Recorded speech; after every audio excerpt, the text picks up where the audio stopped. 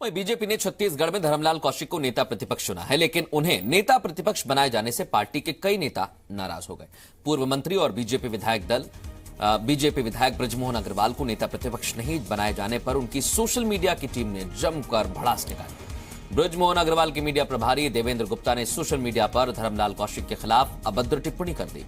उन्होंने लिखा, रमन सिंह के गुलाम धर्मलाल कौशिक बने नेता प्रतिपक्ष। छत्तीसगढ़ में बीजेपी की हार के गुनहगार धर्मलाल कौशिक बने नेता प्रतिपक्ष। आपको ये बता दें, देवेंद्र गुप्ता आरएसएस से जुड़े हुए हैं और फिलहाल बृजमोहन अग्रवाल के मीडिया विभाग का नेतृत्व कर रहे हैं। वो बीजेपी के आईटी सेल में भी पदाधिकारी रह चुके हैं। जानकारी के मुताबिक डॉक्टर रमन सिंह की आपत्ति के बाद उन्हें आईटी सेल से हटाया गया था।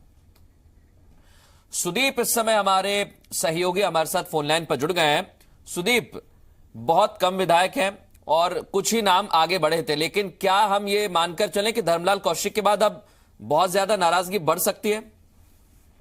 देखिए, जाहिर सी बात है, धर्मलाल कौशिक को लेकर रणकीराम कंवर भी नाराज है, बृजमोहन खेमा भी नाराज है, अजय चंद्राकर भी नाराज है, क्योंकि वो नहीं चाह रहे थे कि धर्मलाल कौशिक को बनाया जाए। इन्होंने बैठक के दौरान आपत्ति भी दर्ज की थी, लेकिन जो पूर्व सीएम है रमन सिंह, उन्होंने उनके नाम का प्रस्ताव रखा था और उस पर मुहर लगाई, और जो ज्यादातर विधायक थे वो भी इस प्रस्ताव पर उन्होंने अपनी सहमति जताई। लेकिन जो बृजमोहन अग्रवाल के मीडिया प्रभारी हैं देवेंद्र गुप्ता, उन्होंने सोशल मीडिया में अपनी भड़ास निकाली है और पिछले कई सालों से देवेंद्र गुप्ता मीडिया प्रभारी की जिम्मेदारी संभाले हुए बृजमोहन अग्रवाल के बहुत अहम व्यक्ति हैं वो, लेकिन जिस तरीके से उन्होंने भड़ास निकाली, इससे साफ तौर पर जाहिर है कि बृजमोहन अग्रवाल का जो खेमा है वो काफी नाराज है इस पूरे फैसले को लेकर। और इस तरीके से जब माला पहनाई जा रही थी धर्मलाल कौशिक को जल्द ही, तो धर्मलाल कौशिक ने अपनी एक माला उतारकर रणकीराम कंवर को भी पहनाने की कोशिश की, लेकिन रणकीराम कंवर ने नाराजगी दिखाते हुए उस माला को ठुकरा दिया और कहा कि मैं माला नहीं पहनता। तो ये जो तमाम जो चीजें दिखाई दे रही है, जो नाराजगी दिखाई दे रही है, इसका असर आने वाले समय में देखने को मिल सकता है, क्योंकि इस स्तर पर लोकसभा का चुनाव है और ऐसी स्थिति में अगर बड़े नेता ही इस तरीके से अपने नेता प्रतिपक्ष के साथ नाराजगी जताएंगे तो जाहिर सी बात है विधानसभा में भी इसका असर दिखेगा और जो फील्ड है लोकसभा चुनाव के पहले उसमें भी इसका असर देखने को मिल सकता है। जी बिल्कुल सुदीप, आप हमारे साथ बने रहिए और भी जानकारी आपसे लेंगे।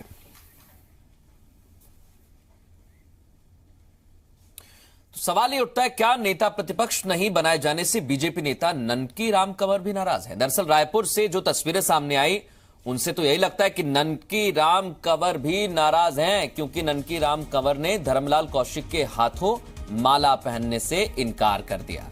नेता प्रतिपक्ष चुने जाने के बाद खुद धर्मलाल कौशिक उन्हें माला पहनाने जा रहे थे, तभी ननकीराम कंवर ने कहा, मैं माला पहनता नहीं हूं। ये वो तस्वीरें हैं। ये धर्मलाल कौशिक अपनी माला लेकर आगे जाते हैं, लेकिन ननकीराम कंवर मना कर देते हैं और फिर वो खुद ही माला नीचे रखते हैं। सुदीप हमारे साथ लगातार बने हुए हैं। सुदीप, अब जैसे बातें कही जा रही थी, अब तो तस्वीरें भी सामने आ गई। उन्होंने खुशी से माला पहनाई तो उन्होंने किनारे कर दिया। वाकई में मृदुल ये नाराजगी है एक तरीके से, क्योंकि ननकीराम कंवर के भी नाम का प्रस्ताव था वहां पर, और जब बैठक चल रही थी तो उस दौरान जैसे ही रमन सिंह ने